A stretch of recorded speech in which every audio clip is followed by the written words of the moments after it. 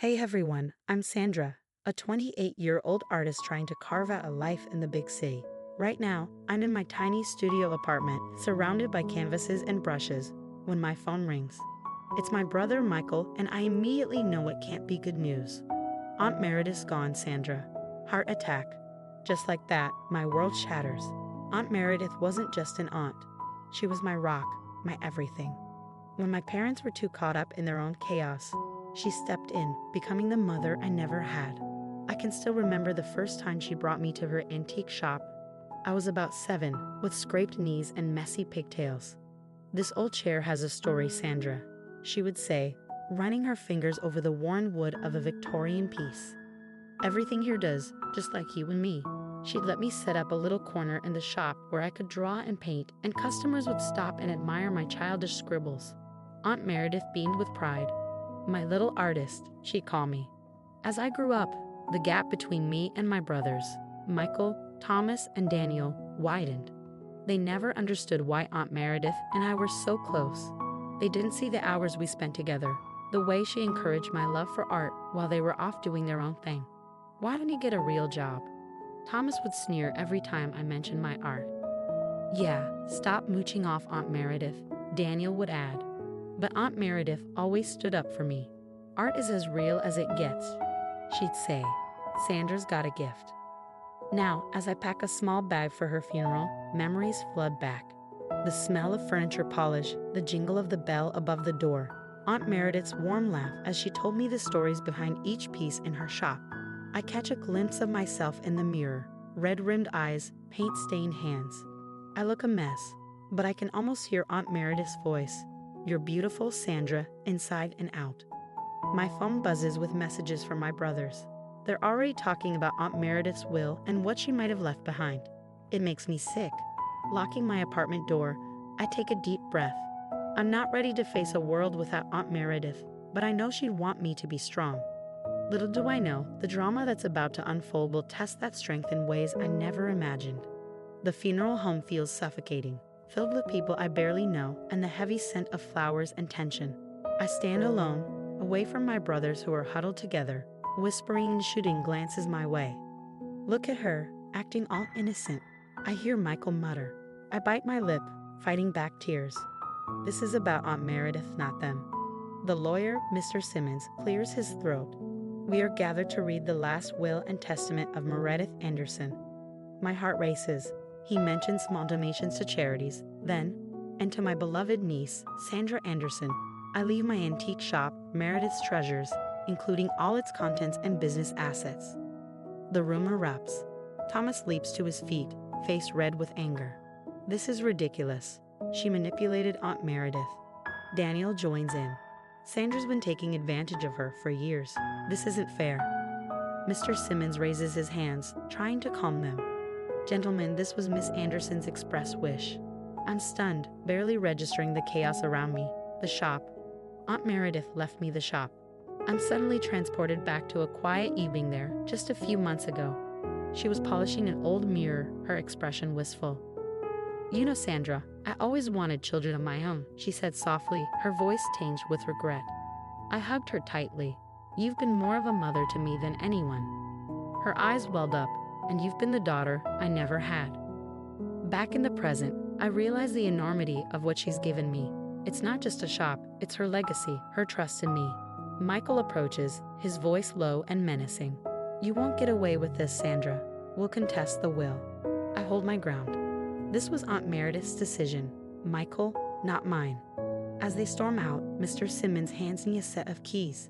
"Miss Anderson also left this for you," he says, handing over an envelope. Inside there's a letter and a list of contacts. Art dealers, collectors, restoration experts. My mind spins with the possibilities. Later that week, while I'm sorting through paperwork in the shop, the bell above the door jingles. It's Thomas with a smug look on his face. "Hope you're not getting too comfortable, sis. We've hired a lawyer, Victor Reeves. He's known for overturning wills." A chill runs through me, but I stay calm. "This is what Aunt Meredith wanted, Tom. Why can't you respect that?" He scoffs. "Because it's not fair. You're not even blood related to her." His words sting, but I stand firm. Family isn't just about blood, Thomas. It's about love. As he storms out, slamming the door, I sink into Aunt Meredith's old chair. The shop feels like both a sanctuary and a battlefield now. I trace my fingers over the worn wood of the desk, feeling Aunt Meredith's presence all around me. I won't let them take this from us. I promise, I whisper to the empty room, the words hanging in the air like a vow I'm determined to keep. Days blend into weeks as I throw myself into running the shop. Every antique holds a memory of Aunt Meredith, and keeping the business alive feels like keeping a piece of her with me. It's tough, but I'm learning fast. One afternoon, the bell chimes, and in walks a familiar face. "Hi, I'm Olivia. I used to come here all the time," she says with a warm smile. We chat, and I quickly learn that she's well connected in the local business scene. "You know, Sandra," she says thoughtfully, "I think you're doing a great job here. Don't let anyone tell you otherwise." Her words boost my spirits, especially with the rumors circulating about me. Whispers of my mental state and worse. Questions about Aunt Meredith's competency when she wrote the will. I know it's my brothers stirring the pot. A few days later, I'm in the back room when I hear voices, my brothers and a man I don't recognize. "Look, Victor, we need something solid," Michael is saying. "Can you forge some documents or what?" My blood runs cold. I peek out, seeing a slick guy in an expensive suit nodding. "Leave it to me," he says confidently. "We'll make it look like your aunt wanted to sell this place." Sandra won't know what hit her. Shaking, I call Olivia. "They're trying to forge documents, Olivia. What do I do?" She doesn't miss a beat. "We fight fire with fire, honey. Let's set up some cameras in there. Catch them red-handed." The next day, we install hidden cameras and voice recorders throughout the shop. It feels wrong, sneaky, but I'm desperate. A week passes, and as I review the footage, I strike gold. Thomas and Daniel are in the shop after hours, planting forged papers in Aunt Meredith's old desk. "Julie's going to freak when she finds these," Daniel says, laughing. "Yeah, poor, unstable Sandra," Thomas adds. "Can't handle running a business. It's for her own good, really." I feel sick, but at least now I have proof. The next day, they spring their trap. All three brothers show up, their faces etched with fake concern. "Sandra, we need to talk," Michael starts. "We're worried about you," Thomas chimes in, his voice dripping with false sympathy. "Yeah, sis, you're not sleeping, you're barely eating. This shop is too much for you." I play along, curious to see how far they'll go. "What are you saying?" Daniel pulls out some papers. "We found these in Aunt Meredith's desk. She was planning to sell the shop, Sandra. She knew it would be too much for you." I take the papers, my hands steady despite my racing heart. "Oh really? That's interesting." They exchange triumphant glances, thinking they've won. "You know," I say casually, "it's funny you should mention these papers, because I have something to show you too." I pull out my laptop and play the footage of them planting the documents, their faces drain of color. You recorded us?" Michael sputters. I stand tall, feeling Aunt Meredith's strength surge through me.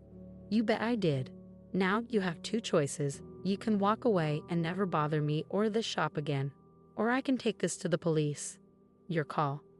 They storm out, hurling threats and insults, but for the first time since Aunt Meredith died, I feel truly in control. As I lock up the shop that night, I whisper to the quiet room, "We did it, Aunt Meredith. We protected your legacy." The battle's not over. I know that, but I'm ready for whatever comes next. Julie Anderson isn't backing down.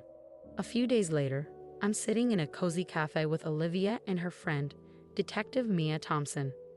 My hands tremble slightly as I push play on the recordings. Their faces grow grim as they listen. "This is serious, Sandra," Mia says, her brow furrowed. "I can't officially investigate, but I'll look into it discreetly." Olivia squeezes my hand. "We've got your back, Honorable." Over the next few weeks, I pour myself into the shop while Mia digs deeper. One afternoon, she calls with news. "This Victor Reeves character, he's got a history of shady dealings, nearly got disbarred twice." I feel a mix of vindication and disgust. "Thanks, Mia. This helps a lot." Meanwhile, Olivia's been busy too. She introduces me to Jonathan, a respected art dealer. "Sandra, your work is extraordinary," he says, examining my paintings. "How about we organize an exhibition?" The exhibition is a whirlwind of preparation and nerves, but it's a massive success. As I bask in the afterglow, I overhear a conversation that chills me to the bone. Yeah, the auction for Meredith's treasures is set for next week. Michael's voice drifts over. Panic surges through me. I immediately call Mia, who reassures me she'll be there.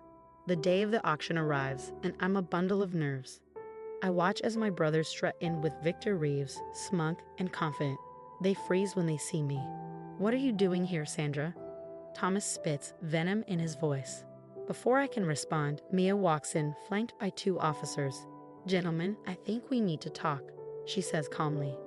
What follows is a blur. Accusations, evidence, and rapidly paling faces. Victor Reeves tries to make a break for it, but he's quickly apprehended. "You're facing disbarment and potential criminal charges, Mr. Reeves," Mia states coldly. My brothers stand shell-shocked. Michael's phone rings. It's his boss, firing him on the spot. Thomas's wife storms in, engagement ring in hand, and throws it at him before storming out. Daniel frantically tries to contact his business partners, but it's too late. They've already cut ties. As the dust settles, I feel a strange mix of sadness and relief. It's over, I whisper to myself. In the months that follow, I pour my heart into transforming the shop. Meredith's Treasures becomes a unique blend of an antique shop and an art gallery where my own work hangs alongside carefully curated pieces, each with a story to tell. 1 year later, I'm arranging a new exhibition when my phone buzzes. It's Michael. "Sandra, please. We were wrong. Can't we talk?" I take a deep breath, thinking of all the pain they caused me. "No, Michael. I've moved on. I suggest you do the same." As I hang up, my eyes fall on a photo of Aunt Meredith. I smile, feeling her presence. "We did it, Aunt Meredith," I say softly. "Your legacy lives on, and I'm finally living my dream." I turn back to my canvas, brush in hand, ready to create something beautiful. The shop bell tinkles as a customer enters, and I smile. This is where I belong. This is my victory. And as for my brothers, they're learning the hard way that karma is real. "Welcome to Meredith's Treasures," I call out, my voice strong and sure. "How can I help you today?" Sandra's journey through betrayal and triumph has come to an end, but we want to hear from you. If you were in her shoes, would you have given your brothers a second chance after their betrayal? Or was cutting ties the right decision? Share your thoughts in the comments below. We'd love to hear your perspective.